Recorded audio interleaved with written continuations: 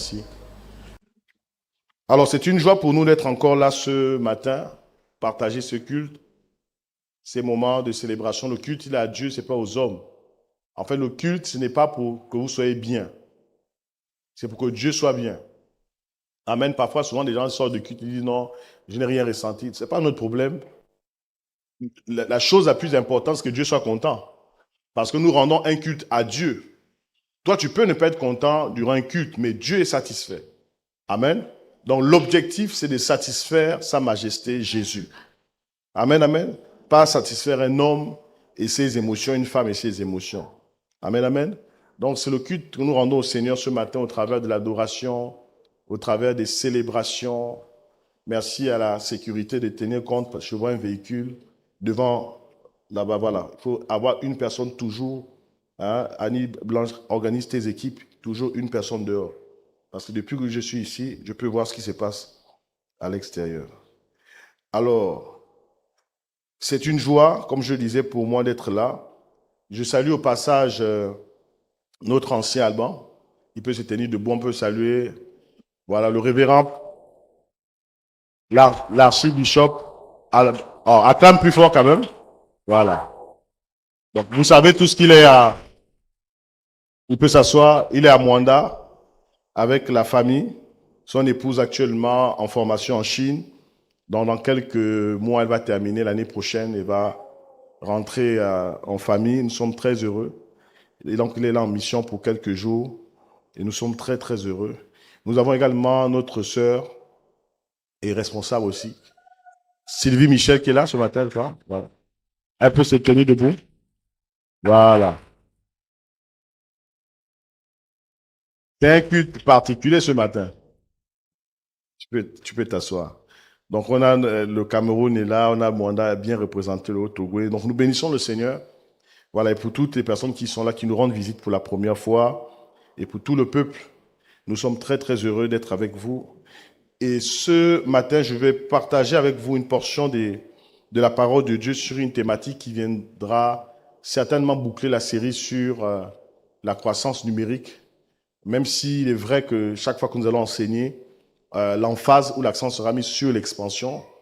Mais cette série cet enseignement vient boucler une longue série d'enseignements que nous avons eu il y a encore quelques jours en arrière sur tout ce qui est lié à la croissance, à l'évangélisation, voilà, au salut des âmes, à la passion pour les âmes. Et cette thématique, elle est très importante. J'aimerais que nous puissions nous tenir solennellement debout et je vais lire, je voudrais que nous puissions lire ensemble. Si tu es avec moi, si tu es à Libreville, si tu es à Dakar, si tu es en France. Voilà, donc j'aimerais que vous puissiez me dire également si ceux qui sont en ligne, tout est OK. Voilà. OK. Acte chapitre 19. Acte chapitre 19, du verset 1er au verset 20. Ensuite, nous allons lire du verset 23 au verset 39, 40. Dans d'autres versions, on va jusqu'à 41. Si vous êtes dans votre Bible, vous verrez que ça s'arrête à 40. Mais la partie 40b, dans certaines versions, c'est le verset 41. C'est bon? Acte chapitre 19. Les esprits qui verrouillent les villes à l'évangile. Les esprits qui verrouillent les villes à l'évangile. J'aimerais qu'on puisse me dire si tous ceux qui sont en ligne, c'est OK, si c'est bon, si c'est parfait. Faites-le moi savoir, s'il vous plaît. Les esprits qui verrouillent les villes à l'évangile. Acte chapitre 19, verset 1er au verset 20. Je m'en vais lire dans la version Lue second 21. La Bible dit ceci. Pendant qu'Apollos était à Corinthe, Paul arriva à Éphèse.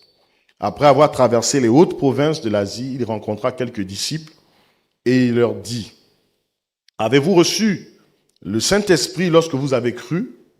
Il lui répondit, « Nous n'avons même pas entendu parler d'un Saint-Esprit. » Il demanda, de quel baptême avez-vous donc été baptisé ou de quel baptême avez-vous donc reçu? Ils répondirent, le baptême de Jean. Alors Paul dit, Jean a baptisé du baptême de repentance en disant au peuple de croire en celui qui venait après lui, c'est-à-dire en Jésus, le Messie. Sur ces paroles, ils furent baptisés au nom du Seigneur Jésus-Christ. Lorsque Paul posa les mains sur eux, le Saint-Esprit vint sur eux et ils se mirent à parler en langue et à prophétiser. Il y avait là une douzaine d'hommes en tout. Ensuite, Paul entra dans la synagogue où il parla avec assurance pendant 3 mois. Il discuta de ce qui concerne le royaume de Dieu et il s'efforça de persuader ceux qui l'écoutaient. Verset 9 rapidement. Cependant, quelques-uns restaient endurcis et incrédules comme d'habitude et disaient du mal de la voix du Seigneur devant la foule. Alors il les quitta, prit les disciples à part et les enseigna chaque jour dans l'école d'un dénommé Tyrannus. Cela dura 2 ans, si bien que tous les habitants de l'Asie, juifs et non-juifs, entendirent la parole du Seigneur. Dieu faisait des miracles extraordinaires par l'intermédiaire de Paul, au point qu'on appliquait sur les malades les linges ou des mouchoirs qu'on avait touchés de son corps. Les maladies les quittaient, les esprits mauvais sortaient d'eux. Quelques exorcistes juifs ambulants essayèrent de prononcer le nom du Seigneur Jésus sur ceux qui avaient des esprits mauvais. Ils disaient, nous vous conjurons par le Jésus que Paul prêche. Ceux qui faisaient cela étaient 7 fils de Séva, un juif chef des prêtres. Dans d'autres versions, on dit sacrificateur. L'esprit mauvais leur répondit, je connais Jésus. Je sais qui est Paul, mais vous qui êtes vous? Alors l'homme qui avait l'esprit mauvais en lui se jeta sur eux, les maîtrisa tous et les maltraita, de telle sorte qu'ils s'enfuirent de cette maison nus et blessés. Cela fut connu de tous les habitants d'Éphèse, juifs et non-juifs. La crainte s'empara de tous et on célébrait la grandeur du Seigneur Jésus-Christ. Beaucoup de croyants venaient reconnaître publiquement ce qu'ils avaient fait. Un grand nombre de ceux qui avaient pratiqué la magie, la sorcellerie, le vaudou, d'accord, les libos, je ne sais pas trop quoi, tout ce que vous avez comme rite initiatique, le mouiri, tous ces gens-là sont venus, ils ont apporté les livres, ils ont apporté les gris-gris, tout ce qui était attaché autour des reins, ils brûlèrent cela devant tout le monde, on en estima la valeur à 50 000 pièces d'argent. C'est ainsi que la parole du Seigneur se propageait et gagnait en puissance. Verset 23, très rapidement. Or, il arriva en ce temps-là un grand trouble à l'occasion de la doctrine. En effet, un nommé Démétrius, orfèvre, qui faisait des sanctuaires de Diane en argent et qui donnait beaucoup à gagner aux ouvriers, les assembla avec ceux qui travaillaient à cette sorte d'ouvrage et leur dit, « Ô hommes, vous savez que tout notre gain vient de cet ouvrage. Et voyez-vous, vous entendez dire que non seulement à Éphèse, mais presque dans toute l'Asie, ce Paul a persuadé et perverti un grand nombre de personnes en disant qu'ils ne sont pas des dieux, ceux qui sont faits de mains d'hommes. Et il n'y a pas seulement à craindre pour nous que notre métier ne soit décrié, mais qu'en même temps que le temple de la grande Diane ne tombe dans le mépris et que sa majesté, que toute l'Asie et que tout le monde entier révère, ne s'anéantissent aussi. Ayant entendu cela, ils furent transportés de colère et ils s'écrièrent, grande est la Diane des Éphésiens. Et toute la ville fut remplie de confusion et ils coururent tous ensemble au théâtre, entraînant avec eux Gaius et Aristarque, macédonien, compagnon de Paul. Or, Paul voulait se présenter devant le peuple, mais les disciples ne lui permirent pas. Je vais aller rapidement, directement au verset 40. Car nous risquons d'être accusés de sédition pour ce qui s'est passé aujourd'hui. N'ayant aucune raison pour justifier ce rassemblement. Et quand il eut dit cela, il congédia l'assemblée. Que Dieu bénisse sa parole. Amen. On peut s'asseoir. Les esprits qui verrouillent les villes à l'évangile. Les esprits, tu peux t'asseoir, qui verrouillent les villes à... Tu peux t'asseoir même ici. Les esprits qui verrouillent les villes à l'évangile. Donc nous avons ici le contexte de ce que Paul va faire dans la ville d'Éphèse. Actuelle, c'est l'actuelle Turquie. La Turquie actuelle, c'est ce qu'on appelle Éphèse. Hein? Actuellement, la Turquie. Ceux qui vont en Turquie, ceux qui connaissent la Turquie, c'est une partie de l'Asie mineure. Donc ce qui est Éphèse aujourd'hui, actuellement, c'est ce qu'est la Turquie. C'est bon? Et donc, l'histoire d'Éphèse commence déjà au chapitre 18 des Actes des Apôtres. Déjà, il y a un homme appelé Apollos. La parole de Dieu dit qu'il est très éloquent, très versé dans les Écritures, très pertinent dans la parole. Il arrive à Éphèse, il enseigne, mais il n'enseigne que la doctrine liée au baptême de repentance, le baptême de Jean. Et quelques temps après, Paul arrive et il pose la question, avez-vous entendu? Est-ce que vous êtes baptisés du Saint-Esprit? Et ces hommes-là disent, nous n'avons même pas entendu qu'il y ait un Saint-Esprit qui existe. Et vous devez savoir qu'Apollos était africain. D'accord? C'était un Africain. Donc nous bénissons le Seigneur pour le rôle que l'Afrique a joué aussi dans l'extension de l'Évangile. Est-ce qu'on peut acclamer? D'accord? Qui a joué un rôle important. Ce sont des convertis d'Alexandrie. Voilà, donc c'est des gens qui sont convertis du côté de l'Égypte, voilà, qui a reçu l'Évangile. Et ils ont commencé à propager l'Évangile dans une bonne partie de l'Asie mineure, donc la Turquie actuelle. Amen, amen.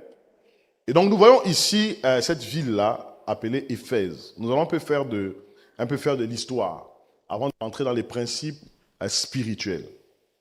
Éphèse, le mot ici, le mot Éphèse signifie permis, ce qui est permis. C'est une cité maritime d'Asie mineure. C'est-à-dire ça se trouvait, c'est des cités qui se trouvaient sur le front de mer. Donc des cités maritimes d'Asie mineure, capitale de l'Ionie, à l'embouchure du Castre, à mi-chemin entre Milet au sud et Smyrne au nord sur l'artère principale allant de Rome à l'Orient. N'écrivez pas ça. Ça, vous pouvez retrouver ça sur Internet. D'accord? Donc, Éphèse est la ville destinataire d'une des épîtres de Paul et l'une des 7 églises d'Asie mineure mentionnées dans l'Apocalypse. Vous vous rappelez que quand Jean reçoit la révélation, Apocalypse, la Bible dit qu'écrit à l'ange de l'église d'Éphèse. Donc, Éphèse fait partie des 7 églises, des 7 principales églises d'Asie mineure. Éphèse était réputée pour son temple de Diane et pour son amphithéâtre, le plus grand au monde à l'époque. Le plus grand amphithéâtre à l'époque se trouvait à Éphèse, 50 000 places. Et vu sa prééminence, il n'était pas étonnant qu'un certain nombre de Juifs habitaient cette cité. C'était une cité remarquable du point de vue économique, du point de vue de la spiritualité, du mysticisme. C'est la raison pour laquelle il y a une concentration de l'adoration à des dieux étrangers à Éphèse. On va revenir sur cela. Je fais un peu de l'histoire. Et comme c'était important, c'est une plaque tournante importante. Paul, d'ailleurs, dans ses voyages, disons les premiers centres apostoliques, le premier centre apostolique, c'est Jérusalem, le premier centre apostolique. Après Jérusalem, le second centre apostolique, c'est Antioche. Vous devez savoir ça ici.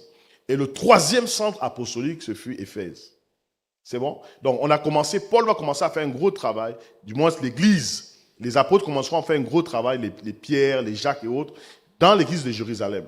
Après Jérusalem, vous allez commencer à voir Antioche. Dans Actes chapitre 13, on nous révèle que Paul, d'accord, et Barnabas étaient à Antioche.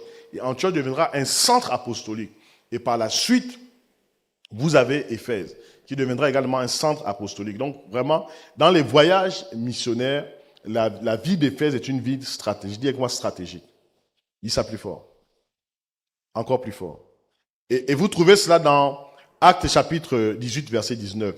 Puis Paul laissa Priscille. J'aimerais qu'on mette le texte. On fait un peu de l'histoire, d'accord? Et ensuite, on va rentrer dans les principes. Paul laissa Priscille et Aquilas. Priscille, c'est ce qu'on les prénoms comme Prisca, par exemple. Prisca vient de Priscille, d'accord? Donc, Paul laissa Priscille et Aquilas à Éphèse. Donc, c'était un couple se rendant à Jérusalem, Actes chapitre 18, verset 19, pour y observer l'un des jours saints. Orateur doué du nom d'Apollos vint dans la ville et se mit à enseigner avec exactitude ce qui concerne Jésus. Donc, on peut enseigner avec exactitude, mais avoir quand même des carences sur ce que Dieu fait aujourd'hui. Parce que Apollos enseignait avec éloquence et exactitude, mais il ignorait que nous étions déjà dans la saison de l'Esprit. Parce que c'est lui qui est allé pour la première fois à Éphèse. Mais quand Paul arrive à Éphèse, les gens que Apollos a enseignés sont ignorants de ce que le Saint-Esprit est répandu sur toute chair. Ils disent, nous ne savons même pas qu'un Saint-Esprit existe. Amen. Tout le monde me suit ici? Ça, c'est important. Donc, la visite initiale de Paul à Éphèse et la brillante prédication d'Apollos marquaient le début de l'assemblée de l'Église de Dieu à Éphèse. Donc, Actes chapitre 18, Actes chapitre 19. Et vous avez Apocalypse chapitre 2, verset 1 qui parle de l'église d'Éphèse. Actes chapitre 19, verset 1 à 7 que nous venons de lire tout à l'heure. Et plusieurs événements Plusieurs événements notoires eurent lieu à Éphèse. Dieu faisait des miracles extraordinaires. On va voir des miracles extraordinaires à Éphèse, les miracles avec des mouchoirs, tout ça là. Donc, parfois, ce que vous voyez que l'Église fait actuellement, c'est des choses que les Paul ont eu à faire depuis des années. Mais maintenant, aujourd'hui, Paul n'a jamais commercialisé les mouchoirs. Mais regardez ce qui se fait dans l'Église aujourd'hui. On commercialise les mouchoirs, on commercialise les bouteilles, on commercialise les bouteilles d'huile, on commercialise le sel, toutes ces déviations. Mais Dieu a fait une chose et Paul n'en a pas érigé une doctrine. Ça s'est passé dans l'expérience de Paul à Éphèse. Mais vous verrez que par la suite, on a pu parler des guérisons par des mouchoirs. Les gens étaient guéris par imposition des mains, les gens étaient guéris par déclaration, les gens étaient guéris par la volonté souveraine de Dieu. Amen. Donc, nous ne sommes pas là pour faire des commercialisations de mouchoirs et autres choses. Tout le monde me suit ici, je suis en train de poser les bases. Ces miracles ont été comme attaqués par des esprits impurs. Je dis comme parce que je vais démontrer. Peut-être que certains pensent qu'il n'y avait pas d'esprit derrière. Des esprits impurs qui étaient contre Paul et contre l'avancement du royaume de Dieu. Donc nous voyons déjà que Éphèse fut premièrement un centre de délivrance. Les 7 fils de Séva vont tenter de faire la délivrance comme Paul. Il dit, nous venons au nom de Jésus que Paul prêche. Et l'Esprit va dire, nous connaissons qui est Paul, nous savons qui est Jésus, mais vous, qui êtes-vous? Et c'est l'Esprit qui possédait cet homme va saisir ces jeunes, va tabasser ces jeunes, ils vont courir nus et autres. Éphèse est également un centre de démantèlement des puissances des ténèbres. Actes chapitre 19, verset 19. Et enfin, Éphèse fut également un centre de renversement des forteresses et des hôtels. Amen. Donc il y avait des hôtels à Éphèse. On parle des hôtels des réclamations, des hôtels des familles, les hôtels, peu importe le nom d'hôtel que vous connaissez. Éphèse était également un centre de grandes forteresses d'hôtels. C'est bon pour tout le monde? Voici ce qu'est Éphèse. Alors, nous disons qu'il y a des esprits qui verrouillent des villes en ce qui concerne l'évangile. Mais l'origine des esprits, les esprits proviennent d'où? D'où proviennent les esprits? D'où viennent les esprits? Vous devez savoir que Dieu est le seul esprit éternel. C'est bon? Sinon, tous les autres esprits meurent. Ça va peut-être choquer. Oh, est-ce que je suis avec quelqu'un? Dieu est le seul esprit et, j'aimerais que vous puissiez répéter ça. Dieu est le seul esprit parce que la question de l'éternité signifie qu'il n'y a pas de naissance. C'est bon? Dieu n'a pas de naissance. Dieu n'a pas de commencement et Dieu n'a pas de fin. Or, vous savez tous que Satan a été créé. Là, nous rentrons maintenant, parce qu'avant de parler des esprits, il faut comprendre d'où viennent les esprits. Satan a été créé. Donc, Dieu a créé une catégorie d'esprits qu'on appelle les anges. Au départ, il n'y avait pas un Satan. Au départ, il n'y avait pas un diable. D'ailleurs, pour ceux qui ne le savent pas, comme je le disais, j'ai enseigné il y a quelques semaines, je disais, Satan n'est pas d'abord une entité. Satan est une fonction. Hein? Vous devez retenir ça. Satan n'est pas d'abord une entité. Satan est une fonction. Quand tu critiques, tu es un Satan. Je peux entendre la main ce matin. Oui, tu es un Satan. Oui. C'est pourquoi Jésus a dit à Pierre, arrière de moi, Satan, car tes pensées ne sont pas les pensées. Ça signifie, est-ce que c'est l'entité? Non. C'est la fonction qu'il a jouée au moment où il a dit à Jésus, peu importe ce que les gens feront, tu n'iras pas à la croix. Moi, je m'oppose à cela. C'est bon? Les origines des esprits. Donc, je disais que le seul esprit éternel dans l'absolu, retenez bien ça, dans l'absolu, c'est Dieu. Parce que lui n'est pas créé. Vous comprenez? Dieu vit hors de sa création. Oh, est-ce que je parle à un peuple ici? Fais comme ça, fais ça, fais ça, fais ça. Voilà, ça c'est important. Parce qu'on a dit beaucoup de choses ce matin. J'aimerais vraiment que vous soyez attentifs. Mais nous savons tous que les anges ont été créés. Les anges ont été créés avant la fondation du monde.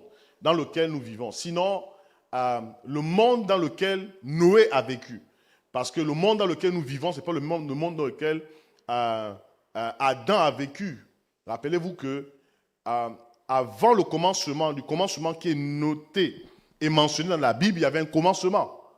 Avant le commencement dont la Bible nous parle, au commencement, Dieu créa les cieux et la terre. Avant ce commencement, des entités ont existé, et ce sont les anges. C'est pourquoi les anges ont assisté à la création du monde dans lequel nous sommes. Est-ce que je parle à une personne ce matin? Mais Job le dit d'ailleurs, que pendant que Dieu était en train de tracer les limites, les anges ont observé, notamment Lucifer, l'astre brillant. C'est bon pour tout le monde? Et Dieu crée dans cette éternité. C'est vrai que lorsqu'on parle d'éternité, l'éternité n'a pas, dans le domaine de l'éternité, on n'est pas dans le temps. Hein, quand on parle d'éternité, il n'y a pas le temps. Mais pour que vous puissiez comprendre, nous puissions comprendre, on va parler d'éternité passée. C'est-à-dire dans le passé de l'éternité, quoique l'éternité n'ait pas de temps, dans cette éternité passée, Dieu crée les anges. Et dans la catégorie du rang, Michael, il semblerait, d'accord, je pourrais parler au conditionnel, il semblerait que Michael il est d'ailleurs les textes bibliques le disent, en termes d'autorité angélique, il est l'ange le plus puissant qui existe et qui se tient dans la présence de Dieu, mais qui ne peut pas voir Dieu, parce que Dieu vit dans une lumière qui est inaccessible. C'est bon pour tout le monde? Mais il est dans cette présence, Michael. Ensuite, nous avons Gabriel. C'est bon? Ensuite, le troisième des anges les plus puissants, c'était Lucifer. C'est la raison pour laquelle... Vous avez vu un combat entre Satan et Lucifer, et puis entre Michael et Lucifer, et puis Lucifer prend l'ascendant. Non. Je vais aller plus loin. Dieu n'a pas d'adversaire. Vous ne devez jamais opposer Satan et Dieu. Ça, c'est vraiment un très bas niveau de la spiritualité. Dieu ne peut pas avoir d'opposant parce que Dieu, il vit hors de sa création. Tout ce qui existe est créé. Satan est créé. Quand vous n'êtes pas informé de cela. Quand Paul dit, par exemple, ne soyez pas ignorants des desseins du diable et que votre adversaire, il ne dit pas l'adversaire de Dieu, il dit Satan est notre adversaire, pas celui de Dieu. Amen. Il n'est pas notre adversaire. Il n'est pas l'adversaire de Dieu autant pour moi. Dieu n'a aucun adversaire. Sinon, il n'est plus Dieu. Vous voulez mettre qui devant Dieu? Vous mettez qui devant Dieu? Les sorciers. Dis avec moi les esprits. Alors donc, les esprits ont été créés par Dieu. Donc, les esprits dans l'absolu ne sont pas d'abord l'émanation de Dieu. C'est-à-dire, les esprits ne sortent pas de Dieu comme ça, non. Les esprits ont été créés par Dieu. Dieu a créé les esprits. Quelqu'un est en train de dire, si tu cherches à comprendre comment il a créé, moi je ne sais pas. Je sais juste que la Bible me dit, il a créé. D'accord, les choses qui sont en haut et les choses qui sont en bas. Si tu veux comprendre à savoir comment il a créé, tu vas commencer à te déshabiller ici, tu vas sortir. Hein? Parce que je vois Lisanne regarder, elle cherche à savoir comment ça s'est passé. Sœur, si tu cherches à savoir, tu vas te perdre. Dans Jean chapitre 1er, verset 1er, la Bible dit, au commencement était la parole était avec Dieu, et la parole était Dieu. Donc, au commencement, c'était la parole. Et c'est la parole qui a créé toutes choses. Dans le psaume chapitre 119, je suis en train de parler de la création des esprits. Dans le psaume chapitre 119, verset 5, ta parole est une lampe à mes pieds, une lumière sur mon sentier. Cette parole possède la puissance de révéler ce qui est hors de portée de la recherche humaine. C'est que l'homme ne peut pas voir, c'est que l'homme ne peut pas atteindre. La parole l'atteint. Amen, amen. Tout le monde me suit ici? Et dans Colossiens chapitre 1er, verset 16, que j'aimerais que nous puissions mettre sur l'écran, la parole de Dieu dit que tout a été créé par lui et pour lui. Tout a été créé par lui et pour lui. Même le méchant existe pour le jour du malheur. Donc, il n'y a rien qui existe que Dieu n'ait permis. Tout le monde me comprend ici? Ouais. Colossiens chapitre 1er, verset 16. Car en lui ont été créées toutes les choses qui sont dans les cieux. Et dans les cieux, il existe plusieurs choses, plusieurs esprits. Donc, tous ces esprits ont été créés sur la terre, dans les cieux, les choses visibles qui ont été créées. C'est Dieu qui a créé les choses visibles. Et Dieu a aussi créé les choses invisibles. Ceux qui étaient là le vendredi, je disais, il y a deux moyens de rentrer dans le monde des esprits. Hein, vous vous souvenez de ça? Si nous, pour nous qui sommes dans le Seigneur, le seul moyen et la conditionnalité de rentrer dans les choses de l'esprit, c'est la nouvelle naissance. Si tu entres dans les choses de l'esprit sans être né de nouveau, c'est que tu pratiques la sorcellerie.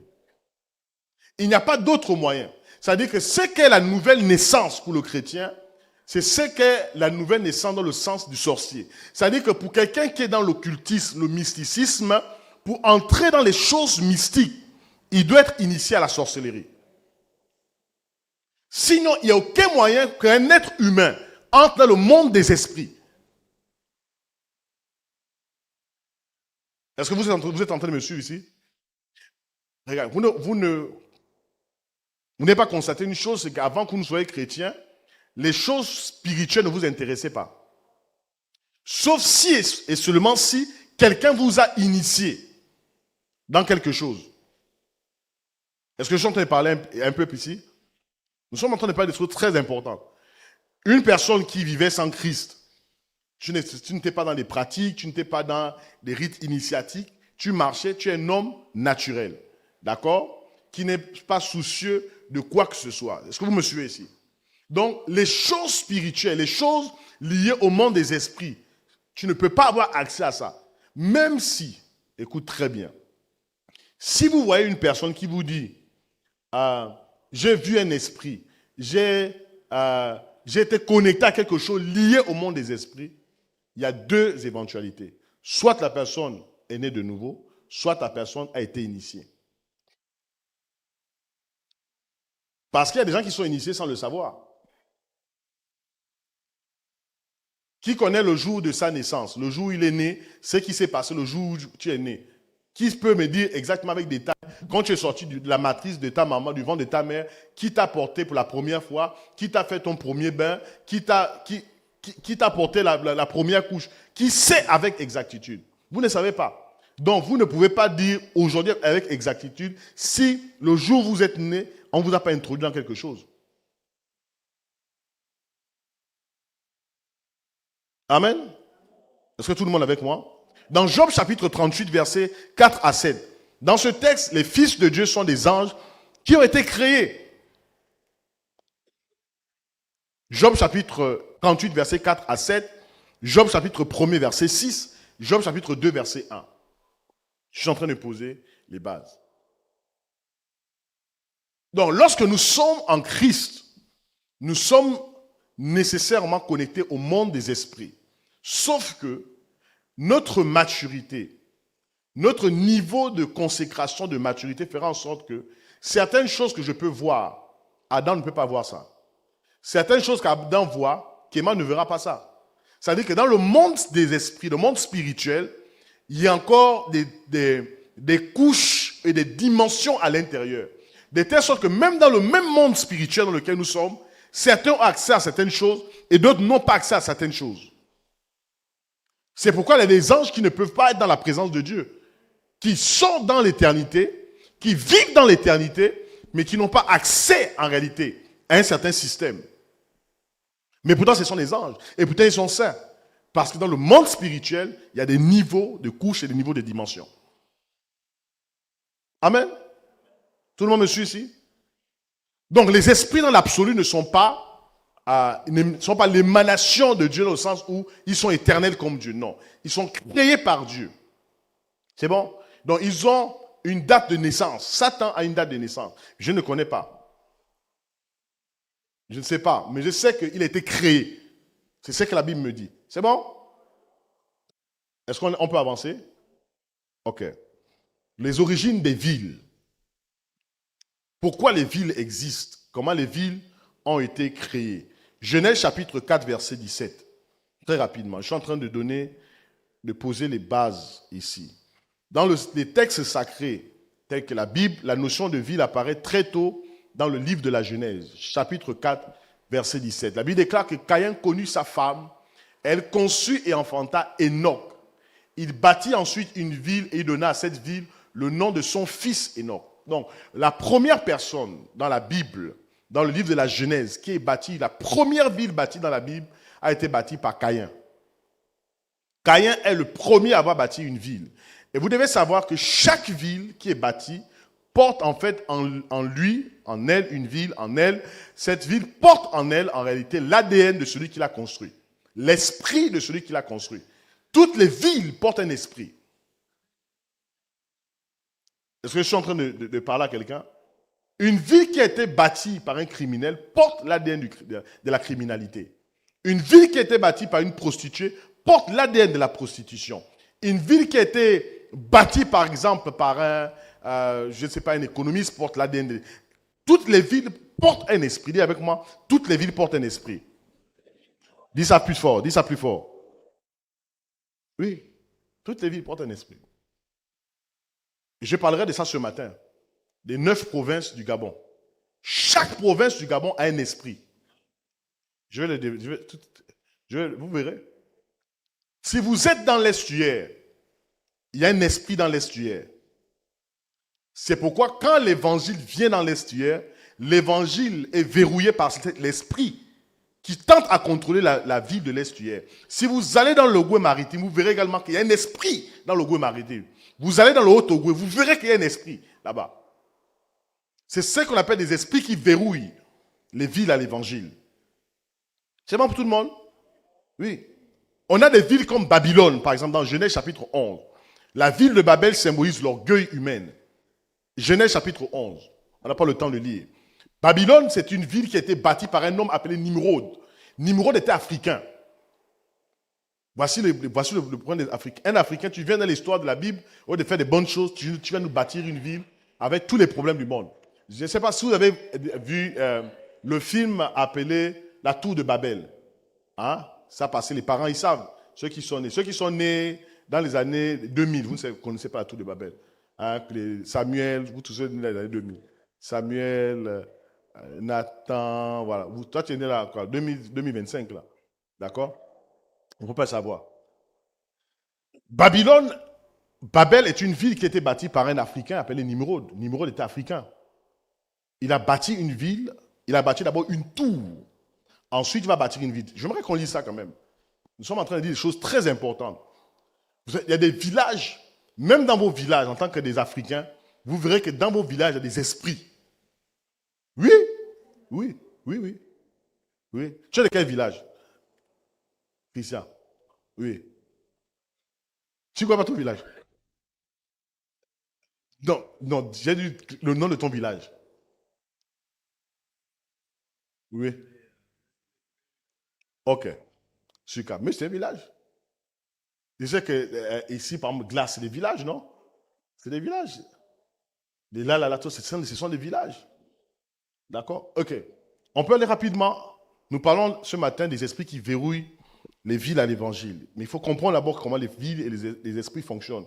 Rapidement, Genèse chapitre 11, verset 1er. La ville de Babel symbolise l'orgueil humain, la tentative de s'unifier sans Dieu, aboutissant à la confusion des langues. Pourquoi Dieu? Le problème de Dieu, ce n'était pas tant de bâtir une tour. Le problème, c'était le projet qui était derrière, était contre la volonté de Dieu. Donc, il y a des villes qui sont bâties. Ce n'est pas les infrastructures qui posent problème, mais c'est ce qui est caché derrière ce qu'on bâtit. On peut bâtir des maisons, on peut bâtir des tours, on peut bâtir tout ça, mais qu'est-ce qui est caché derrière ce qu'on bâtit? Ça, Dieu confronte ça. Amen. La Bible déclare toute la terre avait une seule langue et les mêmes mots. Verset 2, rapidement. Comme ils étaient partis de l'Orient, ils trouvèrent une plaine au pays de Shinéar. Et ils y habitèrent. Très rapidement, ils se dirent l'un à l'autre, allons, faisons des briques et cuissons-les au feu. Et la brique leur servit de pierre et le bitume leur servit de ciment. Rapidement, verset 4. Ils dirent encore, allons, bâtissons-nous une ville. J'aimerais que tu dises avec moi, bâtissons-nous une ville. Dis ça plus fort. Voilà, donc, ouais, Dieu dit dans Genèse chapitre 1er, verset 26 au verset 28, faisons l'homme à notre image et sur notre ressemblance, afin qu'il domine, assujetit, multiplie, et voilà, qui domine. Mais voici un autre homme, d'accord, qui vient pervertir Genèse chapitre 1er, verset 26 à 28, il dit, bâtissons-nous une ville, et qu'est-ce qu'on fait ici? Et une tour dont le sommet touche au ciel. Oui, parce qu'on bâtit des tours aujourd'hui. Le but de bâtir des tours, c'est quoi? Est-ce que le but de bâtir des tours, d'accord, c'est pour se faire un nom? Chaque fois qu'une initiative a pour objectif de se faire un nom, Dieu vient disperser, Dieu amène la confusion. Oui, oui, oui, oui. Oui. L'objectif de Dieu, c'est que le peuple se disperse au travers de la surface de la terre. Un homme a dit non, Dieu pense mal. Nous allons nous rassembler quelque part. Amen. Et après cette tour, il va bâtir une ville.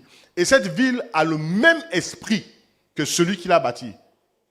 Et aujourd'hui, Babylone est plus qu'une ville. C'est un système aujourd'hui. La parole de Dieu dit dans Apocalypse chapitre 17 et 18 que Babylone est une grande prostituée qui est assise sur les grandes eaux. Et les rois de la terre se sont enivrés avec le vin de son impudicité. Les rois de la terre, ce sont les présidents, les ministres, les députés, les directeurs généraux, les pasteurs, tout ça. Certains se sont enivrés avec le vin de Babylone. Elle est plus qu'une ville, plus qu'une mégapole. Elle est devenue un système économique, social, un système culturel, un système de mentalité. La ville influence. C'est la raison pour laquelle je dis souvent aux personnes, il y a des quartiers, si ton enfant naît dans ce quartier, il est influencé par le quartier. Oui, oui, oui, oui, oui. Oui. Il y a des quartiers, quand Dieu te donne les moyens, sors de ce quartier. Oui, oui, oui, oui, oui, oui. Est-ce que Dieu est en train de parler à quelqu'un? Écoutez, pourquoi est-ce que vous pensez qu'on refonde des quartiers, on refonde des villes? Parce qu'en fait, quand on rebâtit des villes, on rebâtit des quartiers, on restructure des systèmes, c'est pour chasser des esprits. Il y a des esprits qui sont chassés quand on rebâtit un système. Oui, oui, oui. Il y a des enfants qui sont délinquants, c'est pas la délinquant parce qu'en réalité, il y a une lignée de délinquants. C'est parce qu'il est né dans un mauvais quartier. Oui, oui, oui. Il y a un esprit attaché au quartier. Qui fait que quand l'enfant commence à côtoyer un certain type d'enfant, il commence à fumer, il commence à boire, il commence les sorties, c'est lié au quartier. Oui, oui, oui. Dieu est en train de parler à un parent. Les villes conquises et fortifiées. Le livre de Josué nous parle de Jéricho. Jéricho était une ville où Rahab vivait. Rahab était une prostituée. Ça signifie que la ville qui a autorisé la prostitution, qui l'a légalisée, c'est Jéricho. Jéricho, oui, oui, oui, oui. Et Rahab n'était pas la seule prostituée. C'est la seule des prostituées qui acceptait de garder, de sécuriser les espions. Si on en avait plusieurs. Oui, oui. Sodome et Gomorre, la même chose. Des villes païennes. Regardez Lot. Lot est rentré dans Sodome et Gomorre. La femme de Lot est rentrée dans Sodome et Gomorre. Les filles de Lot sont rentrées. Les garçons de Lot sont rentrés. Vous savez que c'est dans la ville de Sodome et Gomorre qu'il est clairement dit que lorsque les anges ont visité Lot, ils ont frappé à la porte de Lot. Je suis en train de dire des choses importantes en ce qui concerne les villes. Ils ont frappé à la porte.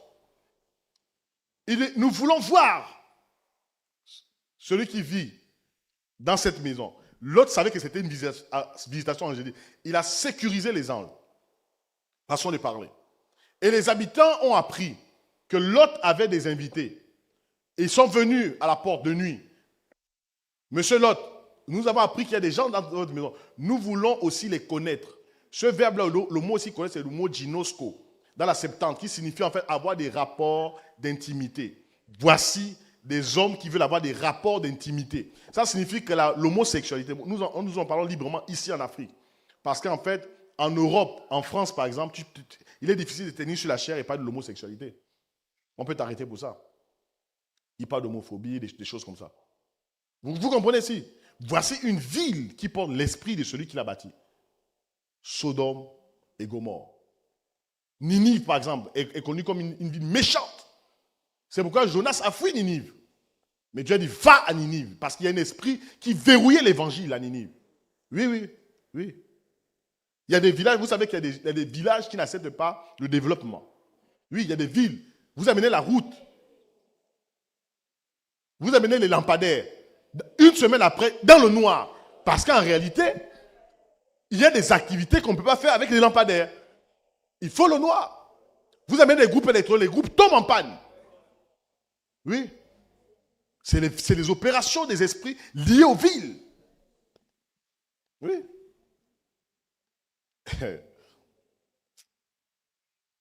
Oui, oui. Le développement. Oui, oui, oui. Lorsque Dieu veut transformer une nation, Il commence souvent par toucher une ville. Suivez-moi très bien.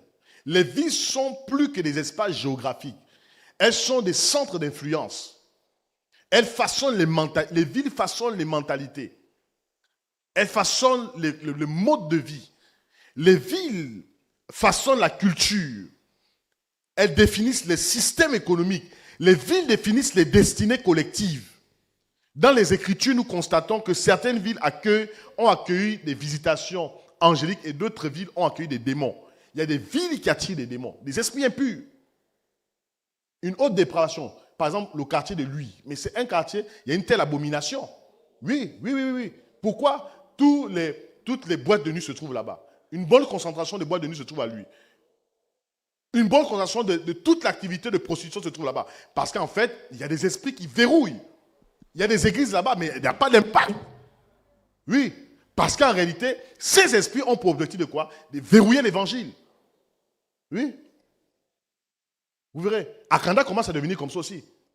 Akanda commence à devenir le lui numéro 2 de Libreville devient Akanda. Oui. Et nous devons comprendre que quand on va sur le champ missionnaire, sur le champ de l'évangile, nous devons comprendre à quel type d'esprit nous sommes confrontés. Oui.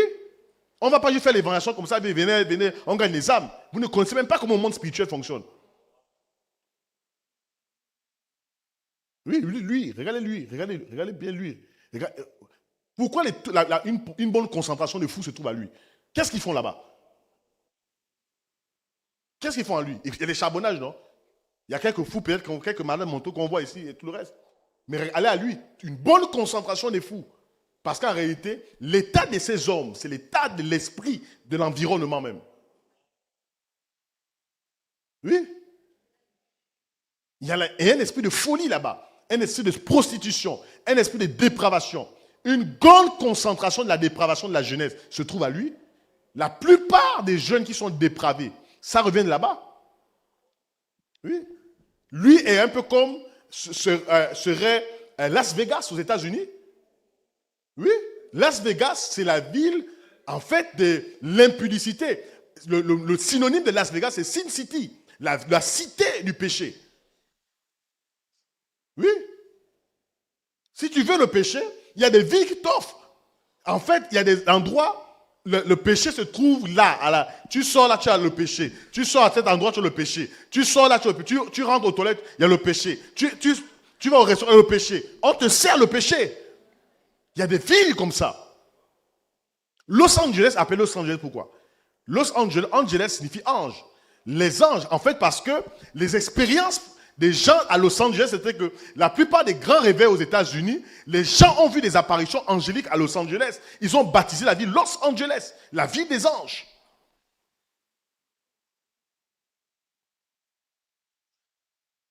Écoutez, c'est pourquoi l'Église doit avoir une mentalité de réformation et de réformateur. Parfois, on peut changer le nom d'un quartier. Oui, on peut changer.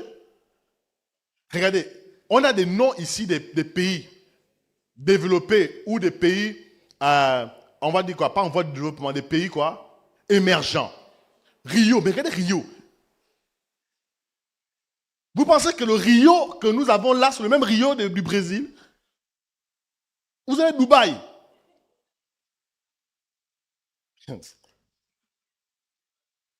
Petit Paris. Mais en fait, c'est le ridicule. Je suis sérieux. On n'est pas en train de rire, mais c'est le ridicule. C'est-à-dire qu'on prend des noms des grandes villes. Paris, c'est une grande ville. D'ailleurs, vous savez qu'en matière de tourisme mondial, Paris est la ville la plus visitée au monde. Oui, le tourisme, Paris, parce que quoi? L'architecture à Paris, c'est une ville qui a conservé son architecture. Mais la ville de Paris aussi est une ville avec ses réalités spirituelles. La ville de Paris, l'architecture de la ville de Paris est construite en fait par un système logiste. Oui, oui, oui. Oui, oui, oui. Les Notre-Dame de Paris, tout ça, là, toutes les villes. Gustave Eiffel qui a construit la Tour Eiffel. Mais c'est un logiste. La Tour Eiffel, la forme même de la Tour Eiffel. Oui, il faut bien voir ça. C'est des villes qui sont verrouillées à certaines réalités. S'il y a une ville qui est difficile à l'évangile, en France, c'est Paris. En plein centre de Paris, j'ai appris ça il y a quelques mois quand j'étais à Paris, en plein centre de Paris, il y a une ville, il y a uniquement que des homosexuels. Tu vas là-bas, frère, si tu vas là-bas, Yann, ah, ah, non, je dis, s'il va là-bas, il va voir que ce que je suis en train de dire, c'est vrai. C'est ce que je suis en train de dire. Ah, c'est un homme de corps, hein, il va tous les massacrer là-bas, les mater là-bas. Il va pas blaguer avec eux là-bas. C'est bon pour tout le monde. Donc, les villes ont des esprits.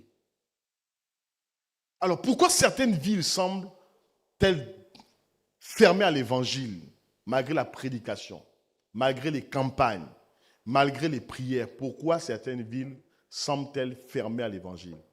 Parce qu'en fait, il y a des esprits qui verrouillent l'évangile.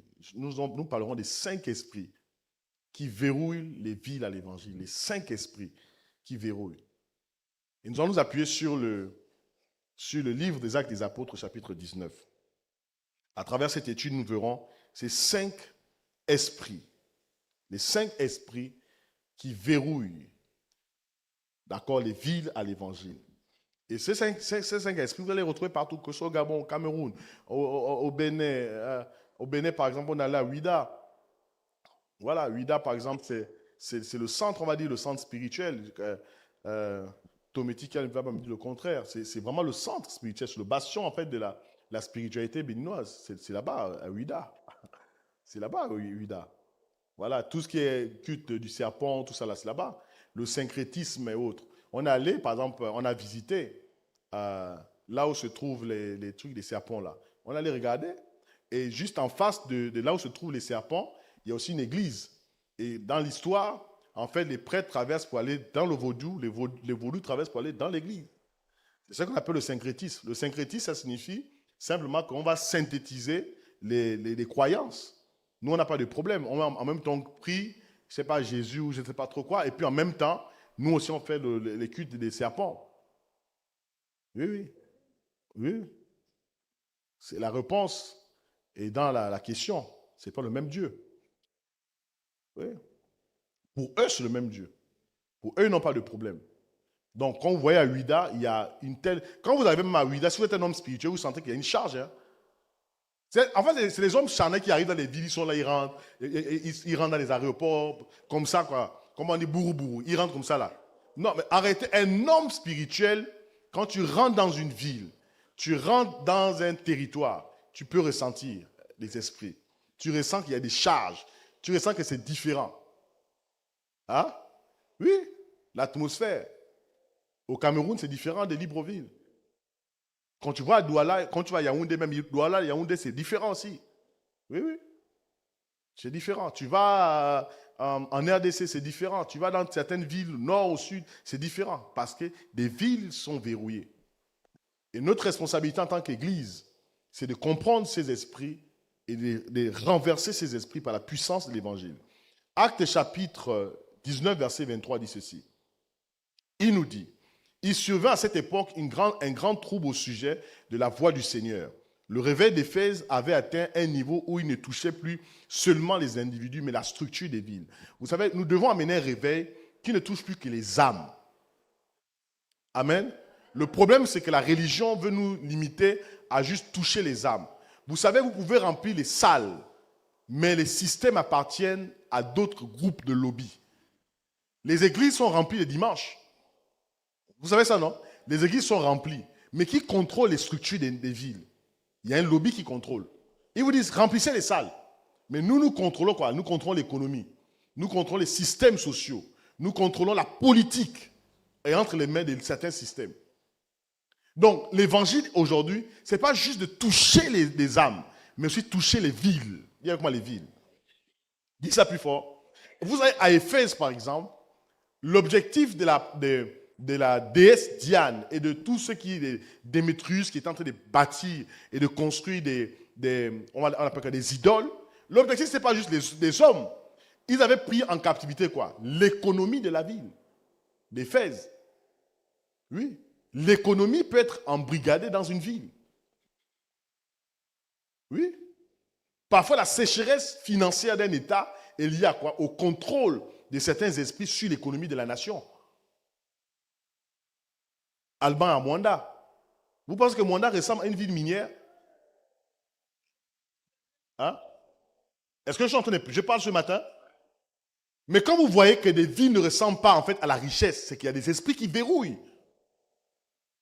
L'évangile doit aller au-delà de simplement gagner les âmes. Les gens entrent dans les églises, mais avec un niveau extrême de pauvreté. J'ai fait 7 mois, 8 mois à Mwanda. Les églises sont extrêmement pauvres. Oui. Il y a une telle pauvreté là-bas. Allez à Mwanda, vous allez voir une telle pauvreté. Vous allez la nuit, c'est dans le noir. C'est dans le noir là-bas. Vous devez rouler à Mwanda avec les pleins phares en pleine ville. Regardez Port-Gentil. Une ville pétrolière, on a un problème de route. Mais en réalité, c'est incongru. On ne peut pas expliquer ça. On est producteur de pétrole. Normalement, Port-Gentil, quand tu sors de ta maison, tu es sur le goudron. Parce qu'en réalité, il y a des esprits qui verrouillent. Et quand nous, en tant que des croyants, en tant que des chrétiens, on va faire des évangélisations, on ne peut pas faire des évangélisations juste gagner les âmes, amener les gens dans les salles. C'est trop restrictif aujourd'hui. Il y a des gens qui viendront. Est-ce que vous avez des gens? Il y a des gens qui peuvent même être en Christ aujourd'hui. Au bout de 2 ans, ils vont rétrograder. Parce que la situation sociale est difficile. Quand on termine le culte, il y en a qui ne savent même pas après le culte, qu'est-ce qu'ils vont manger?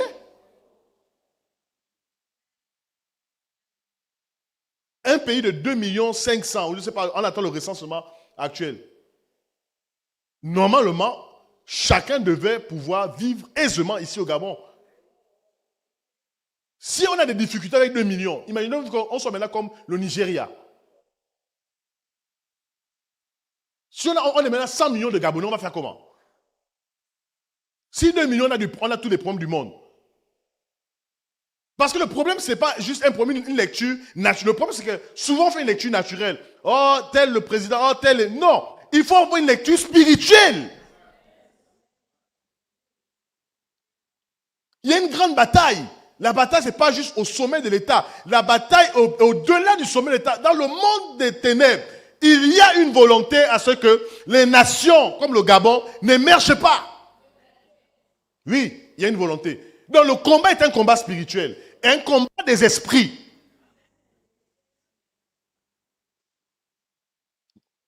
Mwanda, on était en mission. On est allé à Comino, on a posé la question. Vous savez que le manganèse, c'est H24. C'est H24. Il y a juste une période, peut-être qu'Allemand va me corriger, une période dans l'année où ils arrêtent pour faire des entretiens, des machines, tout ça là. Mais c'est H24, ça tourne, ça tourne, ça tourne. Allez sur le port minéralier, vous verrez. On charge, ça part. Là, on a décidé de transformer ça au niveau local. Mais ce qui est attendu, c'est la transformation. C'est l'impact des richesses par rapport au quotidien des populations. Mais quand ça n'arrive pas, il y a une volonté. Je vous disais que quand on a lu le texte des Actes des Apôtres, chapitre 19, Éphèse était l'une des plus grandes villes. Mais l'état du peuple, l'état de ceux qui vivaient à Éphèse, c'était quoi? C'était la misère. Oui. Allez-y à Mwanda. C'est bien, allez, vous allez en Turquie. Oh, je vais passer mes vacances en Turquie. Turquie, ce n'est pas ton pays. Je vais à Istanbul. Va à Mwanda. Oui. Il y a des pays, mais au Canada par exemple, Toronto, c'est une ville minière qui s'est développée, une bonne partie de Toronto s'est développée par ses richesses minières. Normalement, quand une ville a une richesse, la richesse doit pouvoir amener la ville à rayonner. Port-Gentil devait être en fait l'Eldorado. Ça devait être vraiment comme la Guinée équatoriale. La Guinée équatoriale, c'est une île. C'est presque une province du Gabon. Oui, c'est une province. Mais regardez, l'architecture, tu sais que la Guinée équatoriale a, en termes d'architecture, on n'a pas ça ici. Port-Gentil pouvait être la Guinée équatoriale. Je crois que c'est encore possible. Oui, oui. Port-Gentil peut être. Mais il y a une volonté à verrouiller. Il y a une volonté à verrouiller. On veut toujours. Il y a ce truc, cette mentalité de on va encore faire comment. Nous devons casser cette mentalité. Et on va encore faire comment. C'est une mentalité qui est répandue quasiment partout. Dans tout ce qu'on fait, on va encore faire comment. On va se contenter. Il y a une mentalité de contentement, une mentalité de petitesse, une mentalité d'étroitesse, une mentalité de tout ce qui est réduit, tout ce qui est petit. On veut ce qui est petit. Un aéroport petit, une gare petite qui ressemble à, je ne sais pas, la gare de Venus, c'est une gare. Oui, il y a une volonté. Vous partez dans les gares des villes simplement. Vous allez en France, dans des gares, même des quartiers. Vous allez à Chenevière. Une gare de Chenevière, ça n'a rien à voir avec la gare d'un pays. Ovendo, c'est la gare du pays. Oui. Et ça, c'est quoi? C'est les esprits qui verrouillent. Parce que les esprits travaillent comment? Les esprits travaillent derrière les hommes. Quand on parle d'esprit, ce n'est pas un esprit qui vient comme ça et puis il dit je verrouille. Non, non. Il travaille derrière les hommes. Derrière les hommes, derrière les hommes. On te donne un budget pour construire telle chose. Tu coupes le budget de moitié, tu prends la moitié, tu fais autre chose. Et les Chinois vont te dire petit argent, petite chose. C'est quoi? C'est des esprits. Oui. Le combat, chers frères et sœurs, ce matin, le combat de l'église, ce n'est pas juste de remplir les salles. Parce qu'aujourd'hui, remplir les salles, c'est le business des pasteurs. Ils veulent avoir plus de salles, plus de dîmes, plus d'offrandes et plus de meilleure vie. Mais on ne veut pas aujourd'hui que le système change. Oui, le système doit changer. Le système doit changer. Comme je disais, parfois la pauvreté de certaines personnes arrange. Parce qu'il y a une répartition inégale des richesses. Si on a 10 000 et qu'on divise les 10 000 par le nombre de personnes qui sont dans la salle, sans tenir compte de le nom de qui, le parent de qui, je ne sais pas l'origine de qui, chacun pourra, en fonction de ce qu'il a reçu, pouvoir gérer sa vie. Mais il y a un groupe de personnes qui veulent être les plus riches, tandis que d'autres sont pauvres. L'église doit pouvoir comprendre que la bataille a un autre niveau. Pas juste remplir les salles. Remplir les salles, ça arrange forcément qui? Parfois les pasteurs mettent plus d'argent. Tu roules chez les pasteurs, tu roules une voiture de 300 millions, 400 millions, 500 millions.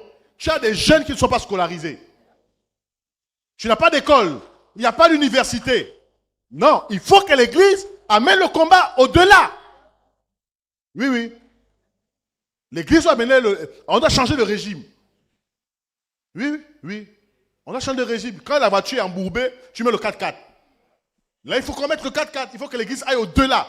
Notre mandat en tant qu'église, ce n'est pas seulement de remplir les salles, remplir les salles, remplir les salles, remplir les salles, remplir les salles. On peut remplir les salles, ne pas faire bouger le royaume. Oui. Non, on doit faire bouger les choses. La pauvreté, l'indice, l'IDH au Gabon est très élevé. L'indice de développement humain est développé. Le PIB par habitant, il est combien? C'est grave.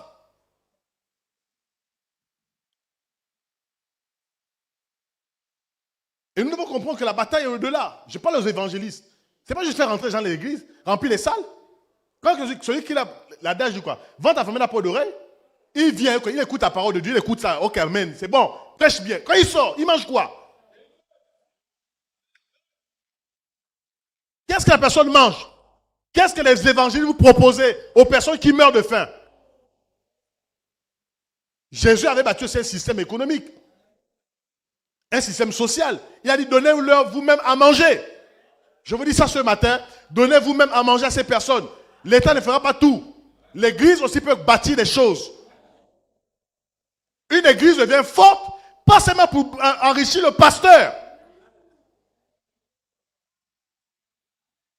Les églises deviennent riches, elles deviennent fortes, les pasteurs s'enrichissent, ils ont des belles maisons, ils ont des belles voitures, ils envoient leurs enfants dans des belles écoles, dans les meilleures universités. Mais que ces pasteurs construisent des écoles, construisent des universités, offrent aussi des voitures à tous les membres de leurs églises.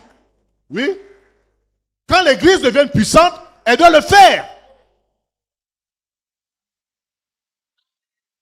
Oui. Écoutez, j'étais dérangé de voir quelqu'un qui m'a écrit sur Internet. Il m'a dit, prie quelque part. Il m'a dit, il y a des problèmes pour aller à l'école. Il y a des problèmes pour s'habiller. Et qu'il faut que je vienne en aide. Ok, je vais aider. Mais je suis dérangé parce que il est un pasteur. Et il était fier de me dire ils ont une grande église, ils sont nombreux. Mais il souffrait tellement que je ne veux pas dire la vérité. Je lui ai dit, mais si vous êtes une église de près de 1000 personnes, normalement, ceux qui rentrent dans la caisse peuvent pouvoir payer tes études. Le gars, il est à la sécurité, il n'a même pas un pantalon pour aller à l'église. Il n'a même pas une chemise pour aller à l'église. Et on dit qu'on prie Dieu. Qu'est-ce qu'on fait avec tout cet argent? Tu es une église de près de 1000 membres. Tu te retrouves à peut-être 50 millions dans la caisse. Mais tu peux commencer à te dire qu'on a combien d'étudiants dans l'église. Même si on ne peut pas prendre tout en charge, on peut envoyer quelques personnes dans certains pays. Ok, nous on vous paie les études, vous allez au Sénégal, vous allez à tel endroit, il y a des écoles supérieures ici, des bonnes écoles ici, on vous paie vos études. C'est même pas grave, même si ces gens partent après, c'est pas grave. Le problème c'est qu'aujourd'hui l'église devient un business, malheureusement. On prêche pour sa paroisse. Si je t'aide, tu restes dans l'église, les gens on doit aider les gens sans pourtant manipuler les gens. Les gens restent, qui partent. Que le royaume de Dieu avance. Oui, oui. Amen. Les esprits qui verrouillent les villes.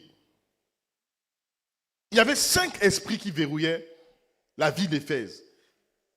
5 esprits. Premier esprit, l'idolâtrie. L'idolâtrie. L'esprit d'idolâtrie. C'est ce que j'appelle les trônes invisibles de la ville. Les trônes invisibles. L'esprit d'idolâtrie. Les trônes invisibles de la ville. Acte chapitre 19, verset 27. Le temple de la déesse, la grande Diane, sera tenu pour rien et même sa majesté sera réduite à néant. Acte chapitre 19, verset 27. Très rapidement. Premier esprit, l'esprit d'idolâtrie, les trônes invisibles de la ville. Le premier esprit qui contrôle les villes, c'est l'esprit d'idolâtrie. Le danger qui en résulte, ce n'est pas seulement que notre industrie ne tombe en disgrâce ou en discrédit, c'est encore que le temple de la grande déesse Diane ne soit tenu pour rien. Écoutez, ces gens qui parlent, ils se soucient des populations. Ils se soucient de quoi? De leur bien-être. Je suis en train de vous dire qu'il y a une pauvreté qui arrange certaines personnes. Parce qu'une mauvaise répartition des richesses enrichit forcément un groupe de personnes. Oui, c'est logique. Ça, on n'a pas besoin de faire les mathématiques, on n'a pas besoin de faire bac plus 50. Si on a 100 millions, je prends 99 millions, je donne 1 million à Alban. Je t'ai rendu un service. Tu es content, non? Tu rentres à la maison, tu applaudis. Et tu pries en langue, tu prophétises. Tu comprends? Est-ce que c'est correct? Ce n'est pas correct. Et c'est ce qui s'est passé ici. Et leur problème, c'était quoi? C'était leur business. Et c'est que le système spirituel soit maintenu. Éphèse vivait pour Artémis. Elle n'était pas seulement une déesse. Elle était devenue l'entité ou l'identité de la ville. L'identité de la ville. Une ville idolâtre. Dans la pensée biblique, une idole est tout ce qui prend la place de Dieu. L'idole, ce n'est pas seulement les bois. Ça, c'est les choses d'avant. Oh, le bois, il est dans la maison en train de s'agenouiller devant une statue. Satan est passé à autre chose. Tout ce qui prend du temps dans ta vie, c'est l'idole. Vous savez ça, non? Netflix. Si Netflix prend la place de la prière, Netflix est devenu l'idole. Oui, oui, oui. Hein, les téléphones, TikTok, Facebook, Instagram, Messenger, tout ce qui prend la place de Dieu est une idole. Vous comprenez? C'est pas parce que toi, si on te demande de prier le bois, tu vas refuser.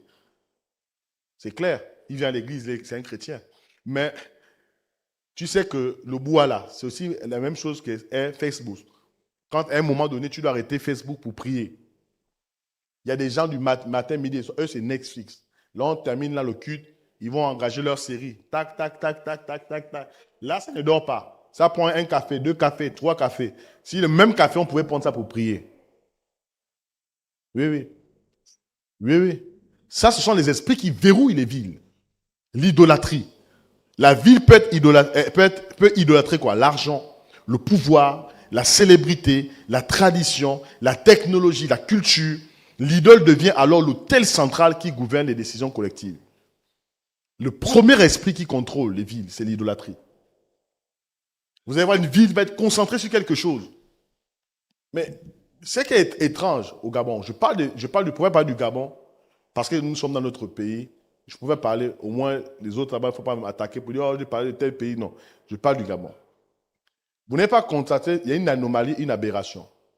Que de plus en plus, quasiment 90% des Gabonais parlent politique. La politique a concentré tous les secteurs. Mais c'est une anomalie. C'est une aberration. Et les gens pensent qu'aujourd'hui, pour devenir riche, il faut être politicien. C'est de l'idolâtrie. Vous savez ça? C'est de l'idolâtrie. En pensant que la politique, tout le monde parle politique. La politique a pris tout. On a politique dans le sport, politique partout. Dans la nourriture, on parle de la politique. On parle de la politique partout. Et de telle sorte que pour maintenant, les gens pensent que pour devenir riche, il faut faire de la politique. Les gens créent des partis politiques, ils créent des associations, ils rentrent dans le monde associatif. Ils ne rentrent pas dans le monde associatif pour faire du bien. Ils rentrent dans le monde associatif, c'est des opportunistes. Ils y rentrent pour être connectés au pouvoir. Mais dans des pays comme aux États-Unis, ce n'est pas la politique. On vous a dit que Trump est l'homme le plus riche au monde. Qui est le plus riche? Elon Musk. Vous savez, si Elon Musk partage sa richesse dans le monde entier, même pendant 50 années, il ne deviendra pas pauvre. On est plus de 8 milliards d'habitants. Les plus riches au monde, ce n'est pas les présidents. Les plus riches au monde, tout ce que vous savez que ce n'est pas les politiciens. C'est ici en Afrique centrale qu'on est dans la... On a mis en tête aux gens que pour devenir riche, il faut faire la politique. Sinon, c'est des voleurs. Ce matin, les systèmes vont tomber au nom de Jésus. Oui, oui. On doit casser ça. On a cassé ça. Les hommes ne font plus des affaires. Même les affaires, on met la politique. Même aller à l'Agence nationale de promotion des investissements, aller juste prendre une fiche circuit. Tu cherches le circuit. Mais attends, mais va faire la queue comme tout le monde. Il y a un guichet unique.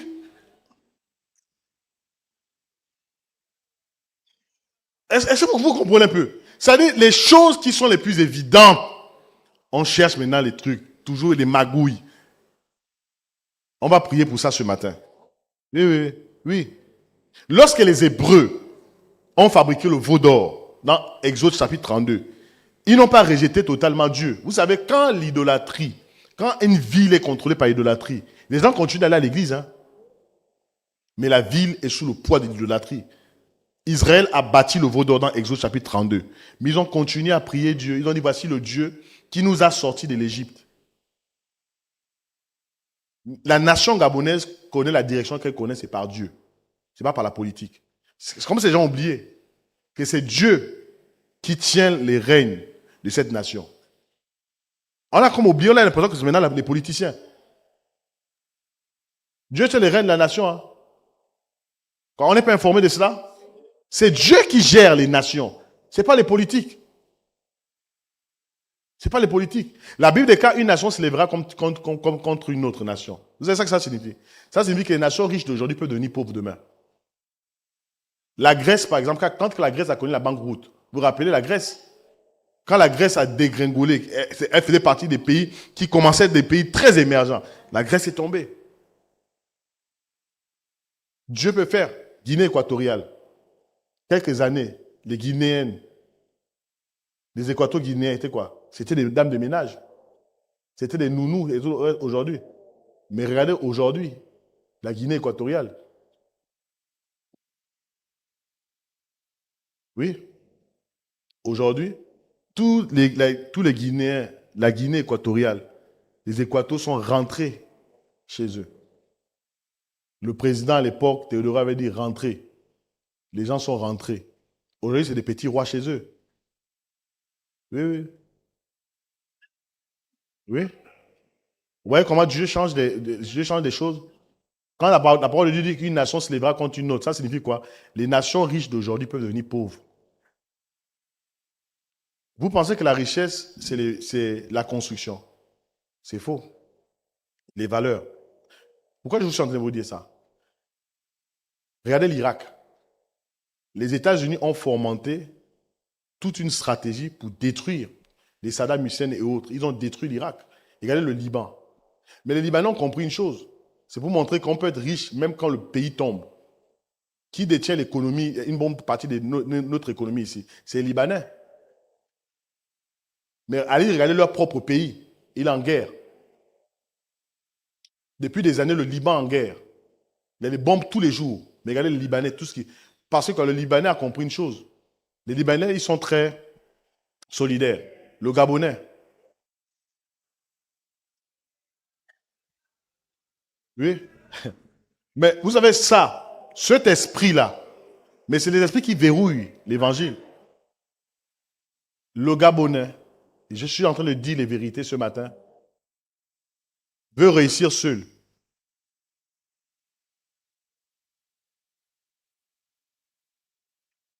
Il veut réussir seul. Il y a une chose qu'on nous disait quand nous avons commencé dans cette réforme apostolique, que la découverte peut être individuelle, mais la réussite issue de cette découverte est corporative. On peut découvrir des choses seul, on peut découvrir le secret de la richesse seul. Mais quand on devient riche pour tout le monde. En Afrique de l'Ouest, ils ont compris ça. Un frère arrivé, boum, il est arrivé. Au départ, il n'a pas une boutique. On ouvre une boutique. Vous savez que les Libanais ouvrent des boutiques pour leurs frères. Les Maliens ouvrent des boutiques. Ils disent non, tu es là, tu ne fais rien. On t'ouvre la boutique.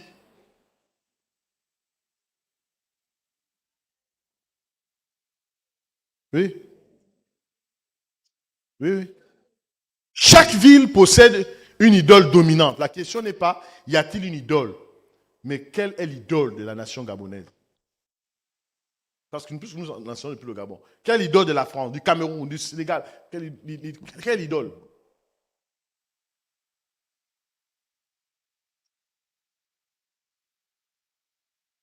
La saison des bureaux est terminée. Arrêtez avec chercher des bureaux.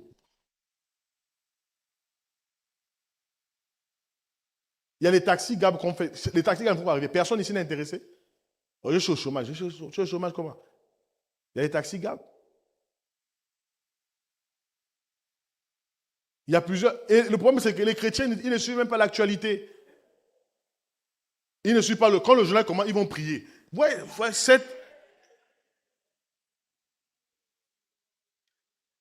Oh, je parle aux intercesseurs, je parle aux hommes spirituels, je parle à toute l'église ce matin. Quand tu es le journal, assieds-toi et suis les informations. Parce qu'on prie quand on est correctement informé. C'est quelle prière que vous faites quand le journal commence, vous vous levez, vous partez de la chambre, oh je vais méditer, je vais chercher la face de Dieu. Je cherche quelle face de Dieu?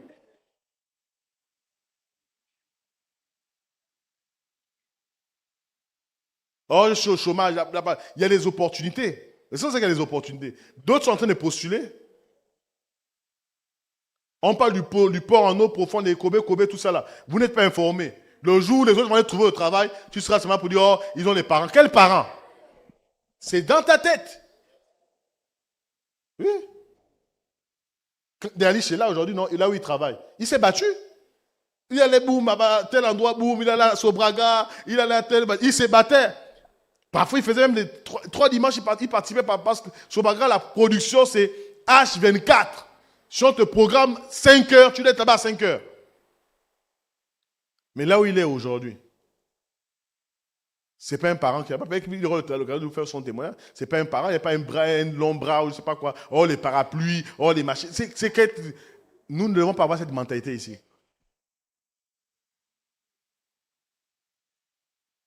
Vous savez, Dieu est un Dieu extraordinaire.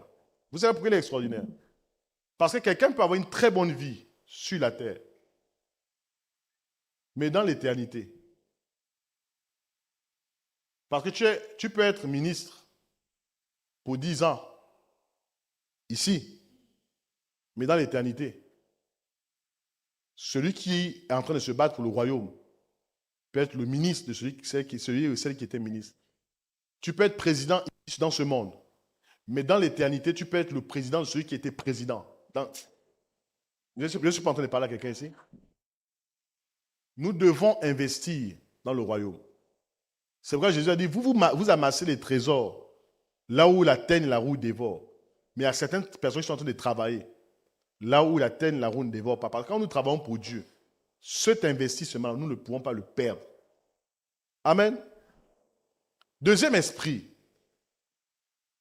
qui verrouille les villes à l'évangile, c'est l'esprit de mammon, l'esprit de l'argent, l'économie qui combat le royaume, l'esprit de mammon, mammon, M-A-M-M-O-N, mammon, l'esprit de mammon. Actes chapitre 19, verset 25. Quand vous entendez des histoires, par exemple, des faits divers, quelqu'un a tué son frère pour 25, vous comprenez que si tu peux tuer quelqu'un pour 25, c'est que vraiment, il y a une profonde crise. 25 francs. On a écouté ça dans les villages. 25, il a poignardé son frère. Parfois, c'est pour les doses, des trucs comme ça. Vous savez que... Oui. Ouais. Les systèmes sataniques font quoi? Les systèmes sataniques font en sorte qu'il y a certaines choses qui coûtent tellement moins cher. Et ce qui coûte souvent moins cher, ça détruit. Oui, oui. Les cigarettes, des trucs 25. Parfois, tu rentres chez un boutiquier, tu mets un jeune, oui, donne-moi la light, là, donne-moi la light. Les doigts sont là, bien noirs, la light. Mais c'est sûr, machin, ça, là, on devait mettre ça même à 3 000. Oui. On met à 3 000, au moins, on décourage. Comme ça, ce sont ceux qui ont les moyens qui vont aller détruire leur vie. Mais quand on met des trucs à 15 francs, 25, 50, on encourage qui? Les jeunes à aller fumer. Et c'est contradictoire. Ils font des publicités où ils parlent des abus, ainsi de suite. En même temps, ils augmentent leur production. L'abus d'alcool est dangereux pour la santé, mais en même temps, on augmente. Il y a maintenant une boisson, apparemment, on appelle ça un zombie. Ouais. Acte chapitre 19, verset 25. On lira. Il est rassemblé avec ceux du même métier et dit, ô homme, vous savez que notre bien-être dépend de cette industrie. Vous voyez que maman est plus qu'une richesse. Dans Matthieu chapitre 6, verset 24, vous pouvez noter, Jésus présente maman comme le maître rival. En fait, maman est rival, il se tient comme rival. Jésus dit, vous ne pouvez pas servir deux maîtres à la fois. Vous pouvez pas servir Dieu et maman. Vous aimerez un et vous allez haïr l'autre. Matthieu chapitre 6, verset 24. Lorsque l'économie d'une ville est bâtie sur l'injustice, la corruption, l'exploitation, maman devient une puissance territoriale. L'économie de la ville est détenue par des esprits. Oui, oui, oui. L'économie de la ville est détenue par des esprits. Et c'est important, en tant qu'église, d'être une église intelligente. Depuis un moment, on arrête beaucoup de faussaires ici au Gabon. Des faux agents de la mairie, des faux brigadiers, parce qu'ils sont dans la parafiscalité. C'est-à-dire que derrière, ils viennent comme agents de la mairie, ils viennent au marché, venir prendre des taxes qui n'existent pas. Vous ne suivez pas l'actualité? Quand on a mis en place une digitalisation, maintenant pour le recouvrement des taxes au niveau municipal, il faut suivre l'actualité. Oh, on n'est pas au ciel ici, on est sur la terre. Ah, il faut comprendre comment le système fonctionne. C'est bon? Donc, vous voyez comment est-ce que de la corruption, l'injustice, l'exploitation, maman devient un système territorial. Judas a vendu Jésus pourquoi? 30 pièces d'argent, 30. C'est comme si on veut dire que 300 000. On te propose 300 000 pour vendre Jésus. Tu aurais fait? Adam. Je n'entends pas. Comment tu sais que non? Si quelqu'un vient te présenter, bon, Jésus te dit, maintenant, il vient là, Jésus te dit, je suis de retour. Je suis revenu, mais tu ne savais pas, je suis maintenant là. Tu vas vendre, tu ne vas pas vendre. Tu vas aller dire que c'est un faux Jésus. Parce que le problème, c'est qu'on se positionne pour dire non, parce que nous sommes hors des Écritures. Si tu vivais à cette époque, tu n'aurais même pas, peut-être que tu aurais dit, crucifie, oui, tu es faux. Ouais.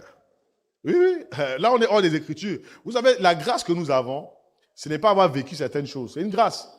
Tu aurais peut-être été dans cette histoire de Jésus, là. Ton nom serait quelque part là-bas, Antonella, l'une des femmes qui cracha sur Jésus. C'est écrit. Jean chapitre 19, verset 45. C'est fini. Et ton nom là marqué à vie.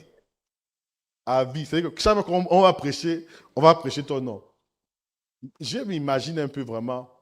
Parfois, je suis là, je ris même quand j'imagine certaines histoires. Je me dis, mais ceux qui ont fait du mal à Jésus, bon, qui sont convertis, comment ils se sentent même de l'autre côté là-bas? Ils sont assis et puis on prêche leur nom. Hein? Tel a fait ceci, il a craché sur Jésus. Ah, tu es là et puis Jésus te regarde. Mais Seigneur, tu m'as pardonné. Oui, oui, je sais, mais on, on- on prêche ton nom maintenant. Ouais. Donc, faut éviter de faire du mal aux gens. Sinon, on risque de prêcher ton nom. OK.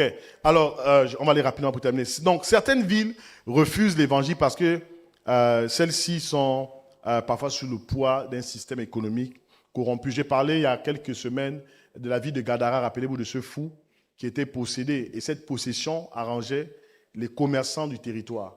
Donc, il y a des pauvretés qui arrangent.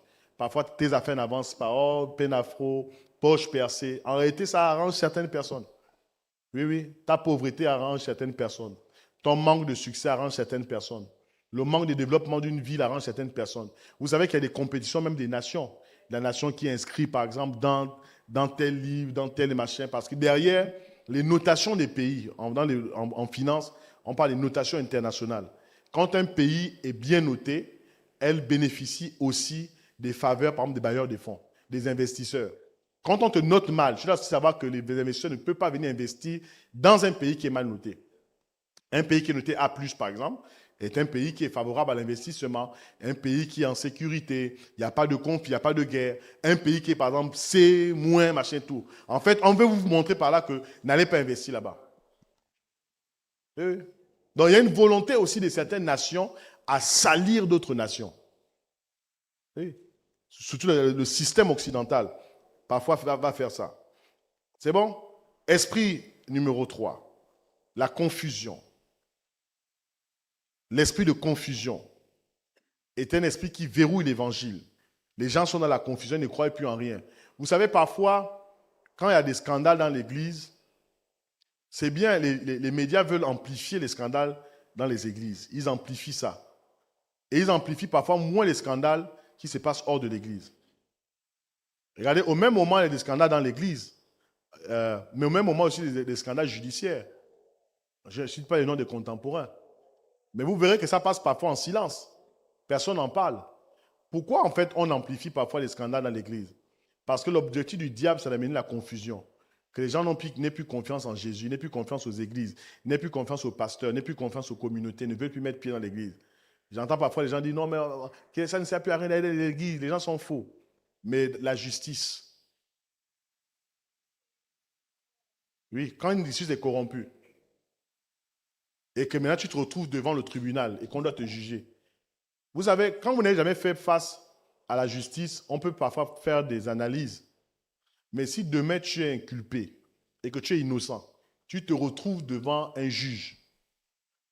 Tu ne sais pas, avec le juge à manger dans la nuit, qui veut te faire du mal. Le juge a reçu combien comme enveloppe. C'est pourquoi quand on parle de l'immuabilité des juges, tout ça là, qu'on ne peut pas déplacer les juges en fonction de... Et voilà, les juges sont... Bon, mais les juges sont des hommes. C'est pourquoi il faut prier. Il faut prier pour ça. C'est vraiment, c'est important, hein, parce qu'il y a des injustices. Vous avez des gens qui se retrouvent, comme on dit, à 100 familles. Ils sont en prison. Ils ne sont pas en prison parce qu'ils ont fait... En réalité, ils sont en prison par des erreurs de justice. Les gens qui sont en prison, ils n'ont pas encore été jugés. Et le jour où on te juge, tu es innocent. Maintenant, le problème, c'est que tout ce que tu as passé, les traumatismes, là. Ouais. Donc, l'esprit de confusion. Acte chapitre 19, verset 32. Les uns criaient d'une manière, les autres d'une autre, car l'assemblée était confuse. Acte chapitre 19, verset 32. La foule était en colère. Et la foule est parfois en colère, avec tout ce qui se passe dans les nations. Les gens sont en colère, ils veulent le jugement, ils veulent des décisions de justice. Oui, on n'est pas d'accord. Paul est venu amener le désordre, ainsi de suite, dans la foule. Et cet esprit a pour objectif de faire quoi? Amener la confusion. Paul est venu faire... Et vous devez savoir une chose. Quand Paul a confronté ces esprits-là, il n'a pas fait comme beaucoup d'églises charismatiques qui prennent les bois, ils taper, les retourner, sauter, tout ça. Paul n'a pas fait ça. Paul a prêché l'évangile. Vous comprenez? Son objectif n'était pas d'aller attaquer les esprits des sirènes des eaux, les esprits de ceci. Laissez les sirènes des eaux tranquilles. Parce qu'il y a des esprits, vous ne pouvez pas les confronter. Votre niveau spirituel ne vous permet même pas d'aller dans ce domaine-là. Et vous savez même parfois que les questions comme les principautés, on ne prie pas contre une principauté. Un homme ne peut pas prier contre une principauté. C'est une congrégation. La principauté est une entité qui configure une ville ou une nation. Un simple individu comme toi, tu vas aller prier contre la principauté du Gabon. Je me lève ce soir dans ma chambre pour te comprendre. Mais là, tous les problèmes que tu rencontres aujourd'hui, tu t'es levé contre la principauté. Il y a une dame, il y a un monsieur, c'était un couple. Eux, leur travail, c'était de prier contre des mamies Ouattara. Le pasteur a dit, mais vous... Et un jour, apparemment, la dame est apparue dans la chambre, ils ont fui. Ils ont fui. Il a dit, mais... Oh, pasteur, on a vu des sirènes, tout ça. Le pasteur a dit, mais vous avez quelle autorité pour aller prier contre les sirènes? Il faut avoir beaucoup, c'est de l'orgueil, il faut avoir beaucoup d'humilité pour savoir quel est votre niveau spirituel et qu'est-ce que vous pouvez confronter ou pas. Les gens vont attaquer des esprits, ils n'ont pas la dimension pour aller attaquer certains esprits. Je me lève contre l'esprit qui bloque le Gabon. Toi, tu vas t'élever une seule personne contre l'esprit qui bloque le Gabon. J'ai écouté, je ne vais pas vous dire où, mais une dame me racontait, mais je savais que c'était des mensonges. Elle était en train de parler, une prophétesse, que non, voilà, elle a eu une grande vision, Dieu l'a transportée en esprit, elle a vu l'esprit qui contrôle le Gabon sorti de la mer, et cet esprit-là, elle a commencé à saisir l'esprit, je ne sais pas par où, par les cheveux, et elle a sorti l'esprit, elle a dit aujourd'hui, au nom de Jésus, prophétesse, je suis prophétesse de l'Éternel, je mets fin à ton règne. En fait, c'était du vrai mensonge. Et d'ailleurs, dans le monde spirituel, vous devez comprendre une chose. Vous ne pouvez pas combattre un esprit du Gabon et l'envoyer dans un autre pays. Il y a des esprits qu'on appelle des esprits de territoire. Vous ne pouvez pas prendre l'esprit qui contrôle entre griffes, soi-disant, ou qui verrouille l'évangile ici et vous l'envoyez au Cameroun. Qui vous a dit que les Camerounais veulent cet esprit? Le Camerounais ne peut pas chasser un esprit et l'envoyer au Congo. Il y a des esprits territoriaux. Vous comprenez ça? Ils ne peuvent pas sortir de l'espace territorial. On peut les enfermer quelque part. Quand Jésus a chassé les démons, les gens qui possédaient le monsieur, il a envoyé dans un autre pays. Non, ils sont restés dans le même pays. Il a envoyé dans les pourceaux, ils sont allés se noyer. Donc ils sont juste allés dans la mer.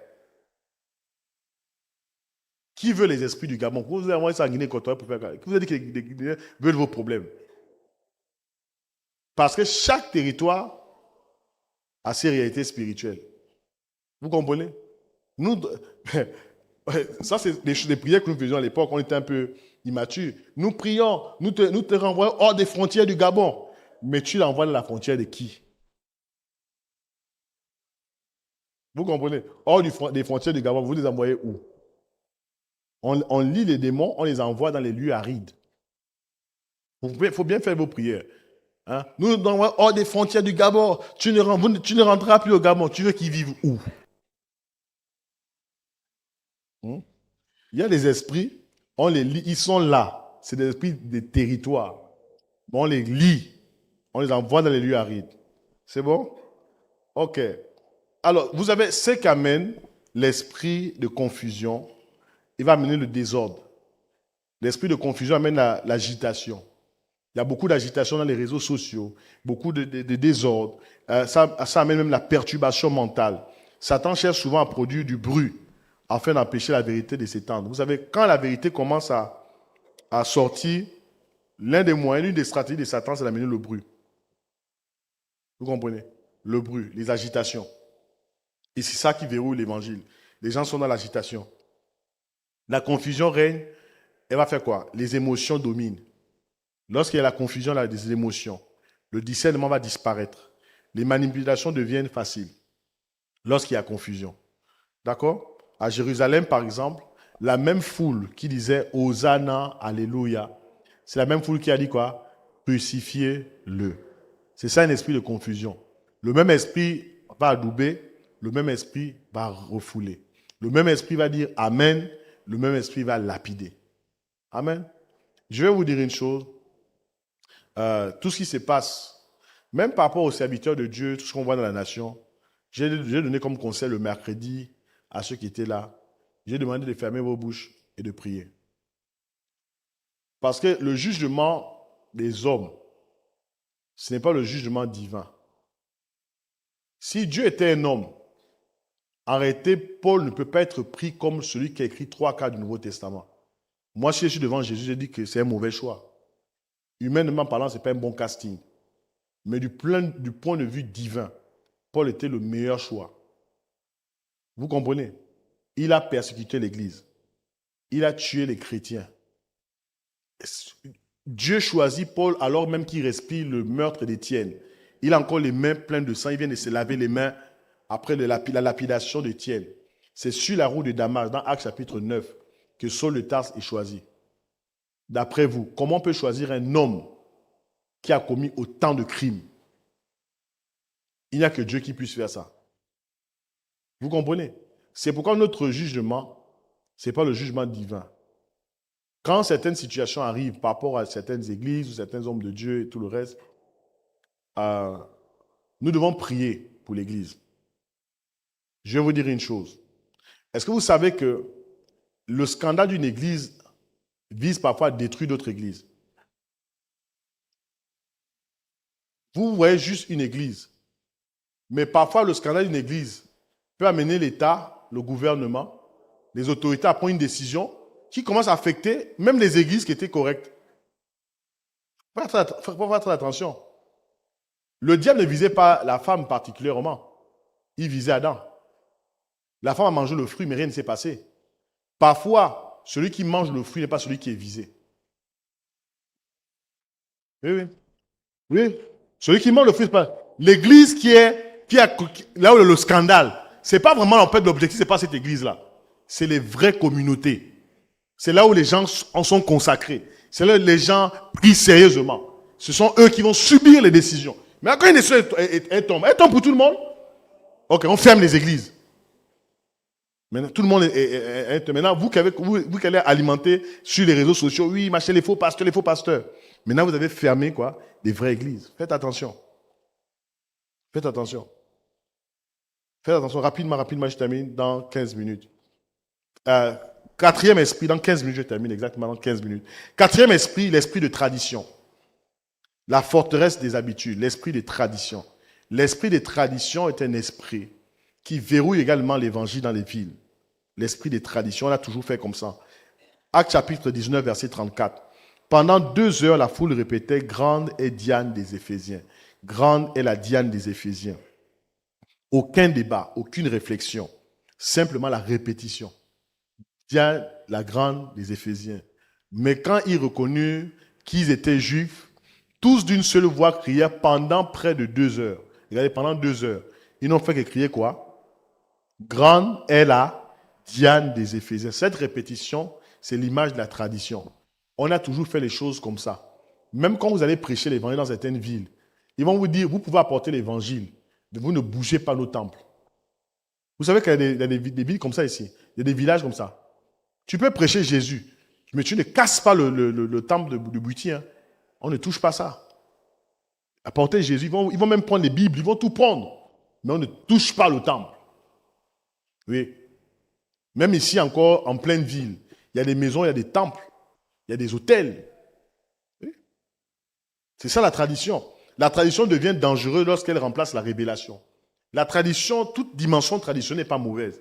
Il y a une tradition qui est bonne, parce qu'on est très équilibré. Mais il y a une tradition qui est aussi une attaque aux principes et aux valeurs du royaume. Marc chapitre 7, verset 13 dit, Jésus dit, vous annulez ainsi la parole de Dieu au profit de votre tradition. La tradition a tendance maintenant à remplacer la révélation. Même si Dieu a apporté une parole nouvelle, tu vas toujours t'écrier et répéter, nous avons toujours fait les choses de cette manière.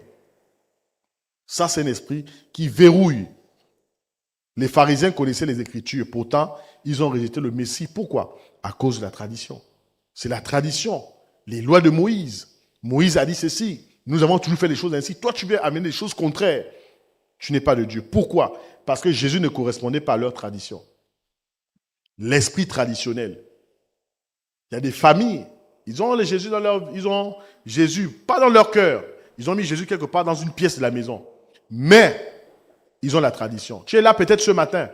Là encore, la tradition. Là, c'est les vacances. Tu vas aller laver le corps. Oui? Un homme, même, un frère, même encore, c'est même une honte. C'est une désolation, un frère en Christ. Tu vas laver le corps. C'est une honte.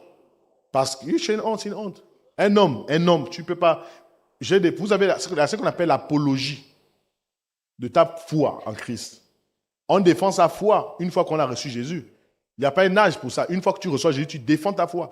Moi, j'ai reçu Jésus à 13 ans. J'ai défendu ma foi à 13 ans. Il y a des gens, ils sont là. Tu es là, tu travailles, tu es marié, tu as des enfants. Toi, avant qu'on te prenne pour aller laver le corps. C'est une honte.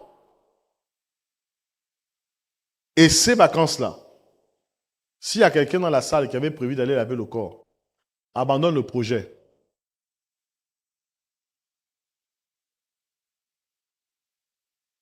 Oh, tu as tellement de problèmes, on va lever les malchances. Quelle malchance?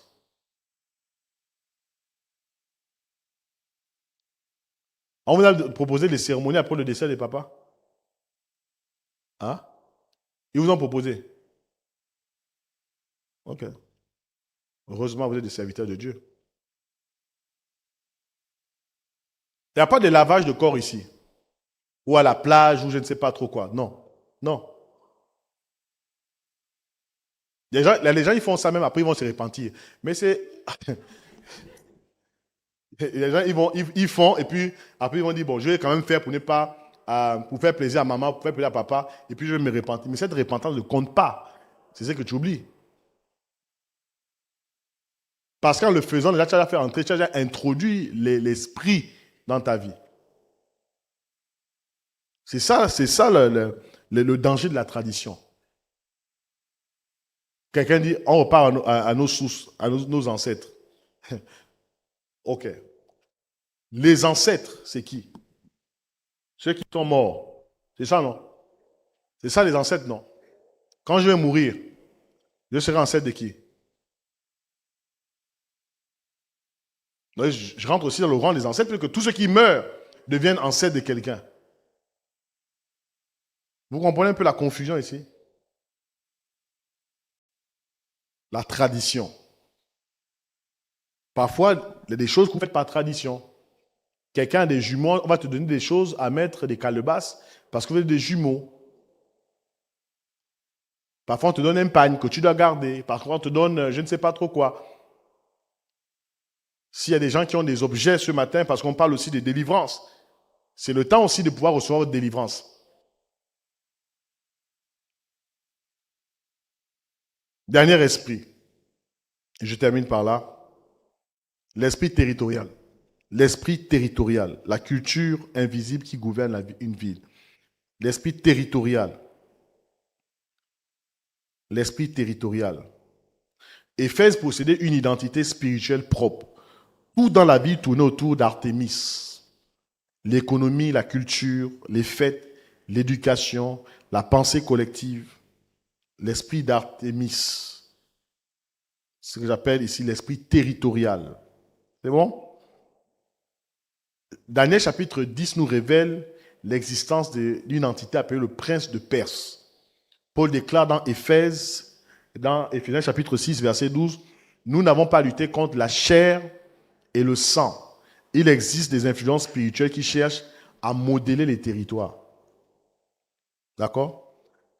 Au départ, je vous disais, il y a des villes comme Ninive, qui était une ville très violente, Sodome, l'immoralité sexuelle, Babylone, l'orgueil. Donc il y a des villes comme ça. L'esprit territorial. Maintenant, en quelques 5 minutes, je vous donne un peu, par rapport aux 9 provinces du Gabon, en 5 minutes, je vous donne un peu comment l'esprit territorial fonctionne dans les provinces. Vous me direz, c'est un travail que j'ai eu à faire. Et vous pourrez vous-même faire votre analyse. Dans l'estuaire, je suis en train de terminer. Comme à Éphèse, la province de l'estuaire concentre l'économie, le pouvoir et l'administration. L'estuaire, c'est la province administrative, parce que normalement, Port-Gentil, le Goué maritime, c'est la province économique. Mais l'estuaire concentre quand même une dimension économique. On est d'accord? Donc l'estuaire, comme à Éphèse, c'est une province qui concentre l'économie, le pouvoir et l'administration. Suivez-moi très bien. Vous allez constater une chose dans l'estuaire. Quand vous êtes dans l'estuaire, vous allez constater le matérialisme. Regardez, si quelqu'un était peut-être dans la Nyanga, il n'était pas matérialiste. Quand il arrive dans l'estuaire, il veut le matériel. Vous n'avez pas constaté ça? Hein? Matérialiste. Tu étais dans la Nyanga tranquillement pour toi. Quand tu arrives ici, la corruption. Est-ce que vous êtes avec moi? Vous allez constater une chose, la confiance excessive dans les ressources humaines. C'est-à-dire que c'est dans l'estuaire que vous trouvez tous des trucs. C'est vrai que dans les autres provinces, ça existe. Mais ce truc-là de compter tous ces gens, les longs bras, l'ongle, machin, tout. Je vais dans tel machin. Tu connais qui là-bas? Le réseau, il y a ceci, le coca, machin. Ici. Esprit territorial. Amen. Ça va vous ouvrir les yeux pour comprendre comment ça fonctionne. Et Dieu appelle l'estuaire à devenir une capitale de justice. Nous allons prier pour ça. Amen. Dieu appelle l'estuaire à devenir une capitale de... Une capitale de quoi? Justice. Le Haut-Ogooué. Dans le Haut-Ogooué, l'esprit territorial, c'est l'esprit de domination. Est-ce que vous comprenez? Ce que je suis en train de vous dire, c'est pour nous permettre de confronter les esprits. Il y a un esprit de domination. Et cet esprit de domination va se manifester par quoi? Le contrôle excessif, la concentration du pouvoir, la dépendance aux hommes forts. Quand tu tombes là-bas, dans le Haut-Ogooué, peu importe, de l'Haut-Ogooué, Franceville, Mwanda, Bakumba, Okonja, vous allez constater que contrôle excessif, concentration du pouvoir, dépendance aux hommes forts. Esprit territorial. Et nous allons prier ce matin parce que Dieu cherche des leaders serviteurs. Pas des hommes de pouvoir, mais des leaders serviteurs. Ogooué maritime. L'Ogooué maritime a un esprit territorial que nous devons déloger.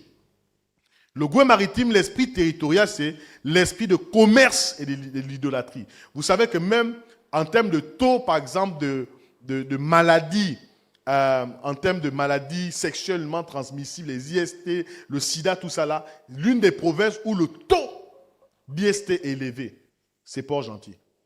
Et après l'estuaire. Vous savez ça? Il y a un esprit de commerce et d'idolâtrie fortement manifesté dans l'Ogooué maritime. Dans l'Ogooué maritime, le profit avant la vérité. Le compromis ethnique, la cupidité. Il y a un tel amour, il y a une telle cupidité là-bas. Oui, oui. Tout le monde me suit ici? Je suis en train d'avancer. Dieu veut sanctifier les portes économiques de la nation. Et Dieu va le faire ce matin au nom de Jésus. Langounier. Dans Langounier, l'un des esprits territoriaux dans Langounier, c'est l'esprit de tradition religieuse. Les Ditengu, les machins, il est dans l'église, il a toujours ces Ditengu qui l'accompagnent. Les Ditengu, c'est les fantômes. Hein? Le danger, c'est quoi? Le syncrétisme, l'attachement excessif aux pratiques héréditées. Langounier. Dieu appelle une révélation authentique de Christ. Lâchez les Ditengu. Oh, je frappe le diable. Vous devez lâcher au nom de Jésus. Vous êtes ceux du sud là. Moi, je vais taper le diable, je vais tuer quelqu'un. Tu vas taper Jésus aujourd'hui. Amen. La Nyanga. chacun pourra faire aussi ses propres recherches, ses propres études. Dans la Nyanga, l'un des esprits, c'est l'esprit de découragement, la résignation, la perte d'espérance, la fatigue collective. Oui, la fatigue. Regardez, mais j'ai eu la grâce de faire les 9 provinces. Allez-y dans la Nyanga, vous allez voir cet état d'esprit. C'est un esprit territorial.